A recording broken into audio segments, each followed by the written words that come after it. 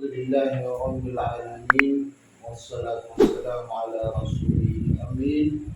Amma ba'd. Una sa lahat ay dalangin po natin sa Panginoon naway tayo ay Kanyang ingatan mula sa lahat ng mga masasama. Ganun din dalangin po natin sa Panginoon naway pagkalooban niya ng maraming kabutihan ng makikinig oras po natin ngayon. Ang usapan po natin ay tungkol po sa ano po ang dapat pagsumikapan ng bawat isa sa atin dahil sa tayo mismo ang nakakapansin na hindi po tayo nananatili sa mundong ibabaw na ito. Ito ay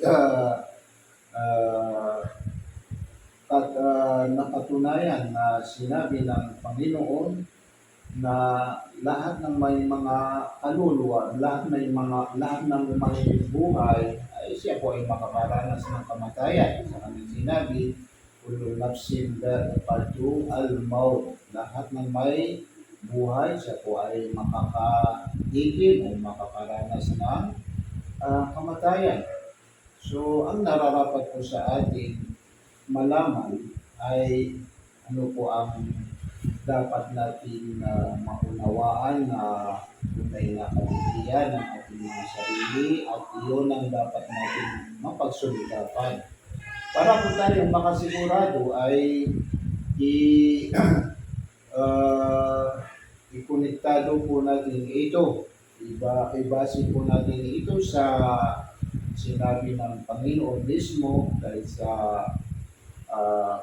ang Panginoon kabilang sa kanyang katangian, siya po ay hindi magsisinungaling, siya po ay hindi magkakamali.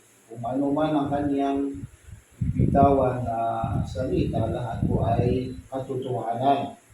So, mayroon po siyang, ang Panginoon mismo, siya po ay nagbikas sa maiting salita na ito, at kapag maunawaan po natin ang maikling talata na binigkas ng Panginoon, maunawaan po natin ano po ang dapat po natin pagsumika, pag-ibigay sa ating mga sarili na tunay niyang kabutihan at tunay niyang tagumpay. Ano po yung sinabi ng Panginoon? Sa kanyang sinabi ng Panginoon, minha khalaqnakum wa fiha nu'idukum wa minha nukhrijukum taratan ukhra. Napapaloob po sa maikling talata na ito ang tatlong bagay. Kapag maunawaan po natin, ay maunawaan po natin sigurado ano po ang tunay na tagumpay ng ating mga sarili. Ang unang bagay na binanggit ng Panginoon sa talata na ito, sabi niya, minha khalaqnakum. Kayo po ay aming linika mula sa putik. Ibig po sabihin ay inuuna ng Panginoon ng kanyang pagbabanggit sa kung ano po ang kalagayan ng isang tao. Ano po ang pinagmula ng isang tao. So, siya po ay naipaliwanag ng Panginoon sa kanyang sinabi, minha khalaqnakum. Kayo po ay aming linika mula sa putik. So, ang ibig po sabihin, lahat ng mga tao, sila po ay linika na mula sa putik dahil sa ang ama po natin na si Adam. Adam ay siya po ay linika mula sa putik. Kaya ipinagbabawal sa reliyon ng Islam yung pagmamataas. Pinagbabawal sa Islam yung pangmamayabang dahil sa walang isa man sa atin na siya po ang paglikha ng Panginoon sa kanya ay mula sa ginto, mula sa diamante. Lahat po tayo ay magkakaparehas. Kaya nararapat po sa atin ay tayo po ay magmamahalan, tayo po ay magkakapatiran. So dahil sa isa lang ang pinanggalingan ng bawat isa sa atin. nalaman po natin kung saan po tayo manggagaling, at tayo po ay pinagkalooban ng buhay. Mula sa pagkagaling natin sa sinapupunan ng ating mga nanay at tayo po ay pinagkalooban ng Panginoon ng buhay, ang kanyang naisunod na salita ay yung sinabi niya, wafiha nu'idukum, wafiha nu'idukum, wafiha nu'idukum. Ibig ko sabihin, matapos na tayong bigyan ng pagkalooban ng buhay, pagkalabas po natin sa sinapupunan ng ating mga nanay, ay binigyan niya ng hangganan ng ating mga oras. Binigyan niya ng hangganan ang ating oras dito sa mundong ibabaw. Ibig ko sabihin na walang isa man sa atin na siya po ay mananatili dito sa mundong ibabaw. Ito ay katulad ng kanyang sinabi, kullu nafsin dha'iqatu al-maut. Ibig ko sabihin, lahat ng may buhay siya po ay makakaranas ng kamatayan. Ganon din ang kanyang sinabi kay Propeta Muhammad, innaka mayitun, thumma innaka mayitun wa innahum mayitun. Katiyakan ikaw Muhammad ay mababawian ng buhay, wa innahum mayitun, at katiyakan ganon din sila ay mababawian ng buhay. So ang ibig ko sabihin ay nalaman po natin na ang buhay po natin dito sa mundong ay ibabaw ay may hangganan. May hangganan. So kapag tayo ay mabawian ng buhay, ay naipaliwanag ng Panginoon at nasabi ng Panginoon sa kanyang sinabi, wafiha nu'idukum. Kapag kayo ay mabawian ng buhay, tayo ay babalik saan man kayo nagmumula. Saan po tayo nagmumula? Doon sa buti. Kaya ang isa sa pamamaraan ng Islam, kapag nabawian ng isang isang Muslim, ang nararapat gawin sa kanya ay ibabalik siya sa kung saan man siya nagmumula. So dahil sa tayo ay galing sa putik, ay doon po tayo ibabalik. Ililibing po tayo sa lupa dahil sa doon po tayo nagmumula. So yun ang pangalawang bagay na nabanggit sa talata na ito na dapat po natin mapaniwalaan. Pangatlong bagay, ito po ang napaka-importante at ito po ang hindi naunawaan ng karamihan kung bakit hindi nila, ito din ang dahilan kung bakit hindi naunawaan ng karamihan ano po ang tunay na kabutihan ng kanilang mga sarili. Ano po yung pangatlo?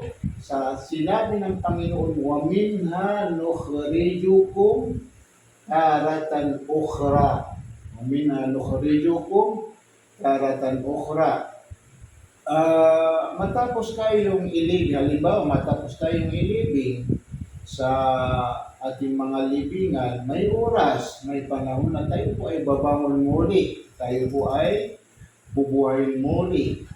Yun ang kahulugan sa kanyang sinabi, وَمِنْهَا نُخْرِجُكُمْ تَارَةً أُخْرَى.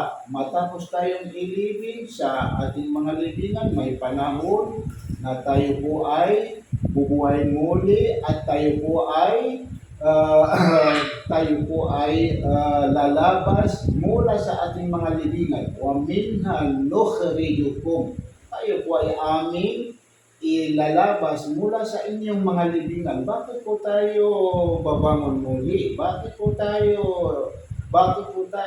ilalabas mula sa ating mga libingan? Dahil sa ipagpapatuloy po natin yung buhay na pinagkaloob sa atin ng Panginoon. Dahil sa ano po ang klaseng buhay na pinagkaloob sa atin ng Panginoon? Katulad ba ng buhay na pinagkaloob niya sa kanyang ibang linikha? Katulad ng buhay na pinagkaloob niya sa mga isda? O katulad ng buhay na pinagkaloob niya sa mga hayop? O katulad ng buhay na pinagkaloob niya sa Iba niyang lilikha, hindi. Iba po tayo sa kanyang mga lilikha at iba din yung buhay na pinagkaloob niya sa atin. Dahil sa ang mauunawaan po natin sa talata na ito ay ang klaseng buhay o ring buhay na pinagkaloob sa atin ng Panginoon ay buhay na walang hangganan. Buhay na walang hangganan. So, kapag kapag po tayo ay ma, mabuhay doon sa kapag tayo ay uh, mabuhay doon sa kabilang buhay ay ang klaseng buhay na ating madadatnan doon sa kabilang buhay ay buhay na walang hangganan. Buhay na walang hangganan. Kung mayroon naman tayong madadatnan na kabutihan doon sa kabilang buhay ay hindi katulad ng mga kabutihan na ating pinapakinabangan dito sa mundong ibabaw. Magkaiba yung mga kabutihan na ating pinapakinabangan dito sa mundong ibabaw at yung mga kabutihan na ating pakikinabangan doon sa kabilang buhay. Sasabihin po natin na ang buhay na ating ang kabutihan, na mga kabutihan na ating pinapakinabangan dito sa mundong ibabaw ay may hangganan dahil sa tayo mismo ay may hangganan ng ating mga oras. Kapag tayo ay mabawian ng buhay, yung magandang tahanan po natin, magandang sasakyan po natin, magagandang kasuotan po natin, masasarap ng mga pagkain po natin, lahat po ito ay ating iiwanan dahil sa tayo mismo ay nabawian ng buhay. So, ikumpara po natin ito sa mga kabutihan na ating madadatnan doon sa kabilang buhay ay sabihin po natin, masasabi po natin na kabutihan na ang pagkikinabang po natin sa Kanya ay habang buhay dahil sa tayo mismo, kapag nabuhay po tayo doon sa kabilang buhay, hindi po tayo mababawian ng buhay. Ito po ay malinaw na naunawaan sa isang naikwento ni Propeta Muhammad na kapag ang mga tao sa paraiso, kapag makapasok ang mga tao sa paraiso at makapasok ang mga tao sa impyerno, kakausapin po sila ng Panginoon at nasa tabi niya ang isang tupa at sasabihin ng Panginoon sa kanila, alam niyo ba yung nasa tabi po isang tupa at sasabihin nila, alam namin yun ang kamatayan. At sasabihin ng Panginoon sa kanila, yung kamatayan, siya naman ang papatay. O kayong mga tao sa paraiso, mananatili po kayo sa paraiso na walang hangganan. O kayong mga tao sa impyerno, kayo ay mananatili sa impyerno na walang hangganan. So ganito ang pinagkaiba ng dalawang buhay na madadaanan ng bawat isa sa atin.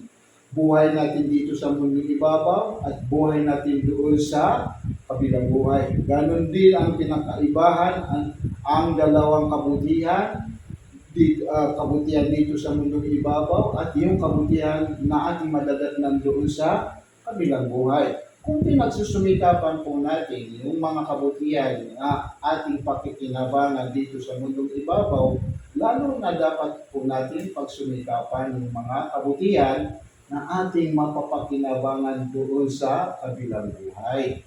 So, dito po nagkakamali yung mga iba sa atin na ang kanilang napagsumikapan ng kabutihan ay yung kabutihan na dito lang nila mapapakinabangan sa mundong ibabaw at ang wala po sa kanila yung pagsusumikap sa mga kabutihan na kanilang mapapakinabangan doon sa kabilang buhay. So ngayon, kung tayo ay pipili sa dalawang klaseng kabutihan na ito, siguradong ang pipiliin po natin yung mga kabutihan na higit pa sa mapapaginabangan po natin ito sa mundong ibabaw ay patuloy na mapapaginabangan po natin doon sa kabilang buhay. Dahil sa katulad ng ating pagkakaunawa na dalawang klase ng kabutihan. So ngayon, ang nararapat po sa atin, maunawaan, malaman ay ano po yung mga kabutihan na ating mapapakinabangan dito sa mundong ibabaw at higit sa lahat ay mapapakinabangan natin doon sa kabilang buhay. Ibig sabihin ay hindi mapuputol yung pakikinabang natin sa Kanya. Ganito lang kasimple. Ang mga kabutihan na mapapakinabangan po natin dito sa mundong ibabaw at higit sa lahat ay mapapakinabangan natin doon sa kabilang buhay ay yung mga gawain na pinalulugdan ng Panginoon. Nararapat po sa ating malaman kung ano po ang mga gawain na pinalulugdan ng Panginoon.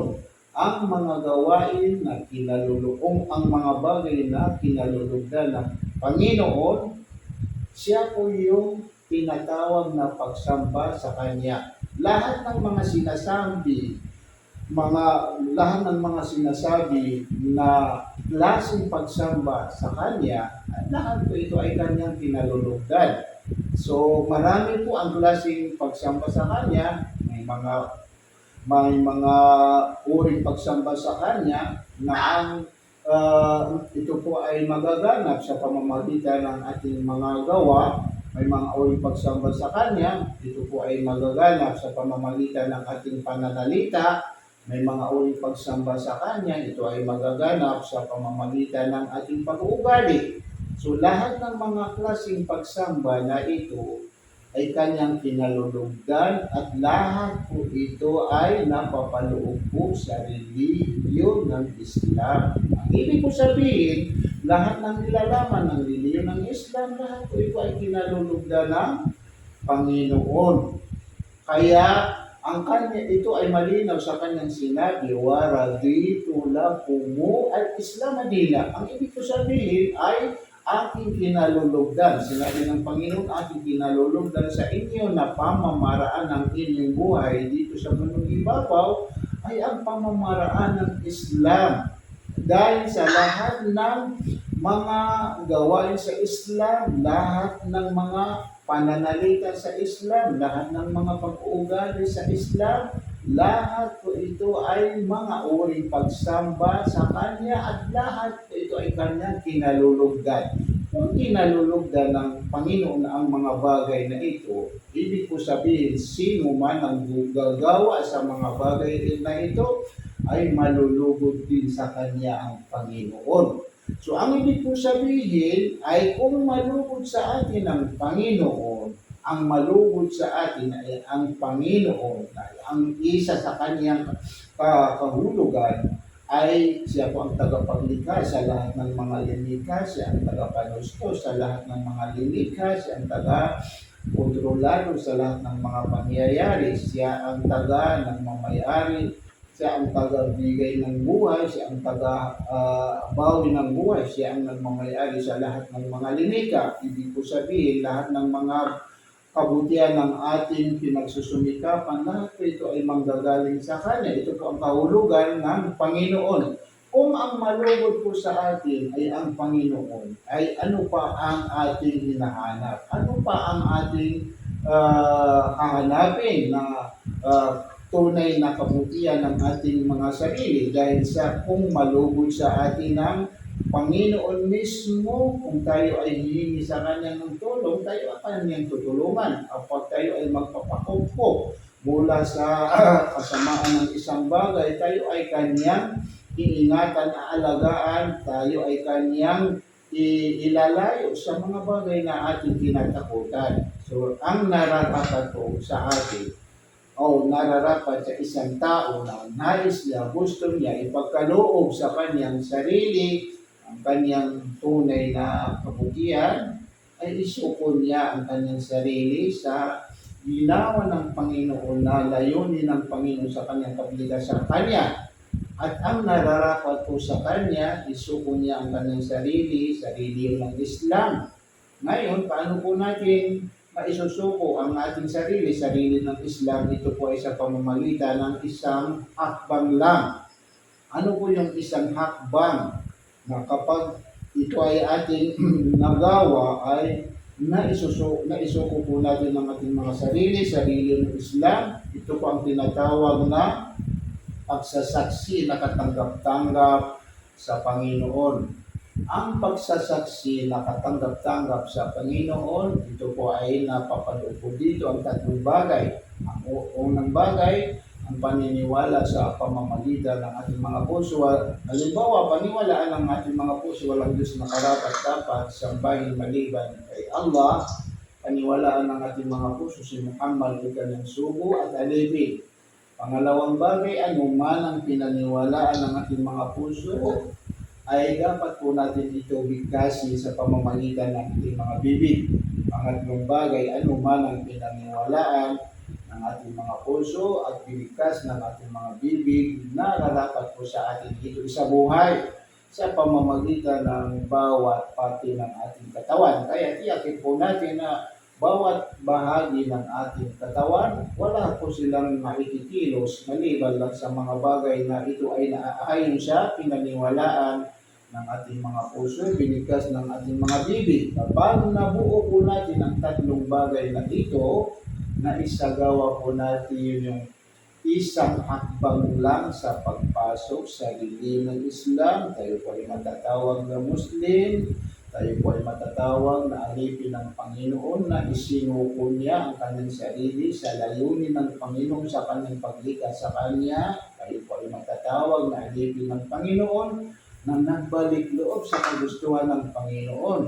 Alam po natin na ang isang alipin niya, siya po ay nagbalik loob sa kagustuhan ng Panginoon, siya ay pinagandaan ng Panginoon ng napakaraming mahalagang bagay. Kabilang sa mga mahalagang bagay na ito, ay kahit siya ay nakagawa ng marami o hindi mabibilang na kasalanan, napuno niya na kasalanan ng mundo na ito, dahil sa siya ay nagbalik loob sa kagustuhan ng Panginoon, siya po ay mapapatawad ng Panginoon sa lahat ng kanyang nagawang pagkakasala. Ibig po sabihin ay buburahin ng Panginoon ang lahat ng kanyang nagawang pagkakasala, hindi lang siya buburahin kundi palitan pa ng maraming kabutihan. Ganito kahalaga ang napakasimpleng gawain na ito. Kaya ang nararapat po sa atin, kung mayroon tayong naunawaan na isang napakahalagang bagay, nararapat po sa atin ito samantalahin. Huwag natin palampasin dahil sa hindi natin hawak ang ating mga buhay. So, para po tayo makasigurado ay isa buhay po natin yung unang hakbang, isang hakbang sa pagyakap, pagpasok sa video ng Islam. Sundin niyo po ako sa aking bibigkasin natin ito muna sa lingwaheng Arabic, tapos translate natin sa lingwaheng Tagalog para maunawaan po natin ano po ang ating bibigkas. So, itaas po natin kapatid ang ating kanang kamay, ang ating tuturugan. Ito ay ang kahulugan ay ang ating sinasamba ay ang kanyang katangian. Isa sa kanyang katangian ay nag-iisa, wala po siyang katambal. Ibig ko sabihin na walang katambal, wala siyang kaagaw, wala siyang kaagaw. Ibig sabihin ay hindi po tayo pwede magkaroon ng dalawang Panginoon, tatlong Panginoon, maraming Panginoon dahil sa tiyak at sigurado na sila po ay magkakaagawan ng kagustuhan. Kapag magkaagawan sila ng kagustuhan, ay magugulo po tayo. Ito po ang kahulugan. So, lakasan po natin kapatid ang ating pagbibigkas.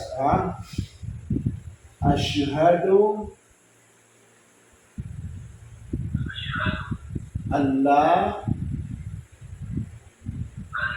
ilaha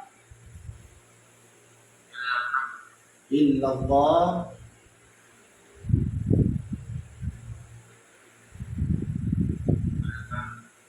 wa asyhadu anna Muhammadan abduhu wa rasuluh wa asyhadu anna Isa abduhu wa rasuluhu. Ako ay sumasaksi na walang Diyos na karapat-dapat sambahin maliban kay Allah, at ako ay sumasaksi na si Muhammad ay kanyang sugo at alipin. At ako ay sumasaksi na si Jesus ay kanyang sugo at alipin. Allahu Akbar. Congrats sa iyo, kapatid. Congrats sa iyo, kapatid. Ikaw po ang pinagpalang linika ng Panginoon. Ikaw po ang kanyang pinili sa dami ng kanyang mga linika. Ito ay nangangahulugan dahil sa ikaw ay mahal ng Panginoon. Kaya po niya pinagkaloob sa inyo ang napakahalagang bagay na ito. Kaya wala po kami nararapat sabihin sa iyo maliban lang sa congrats, kapatid. Congrats.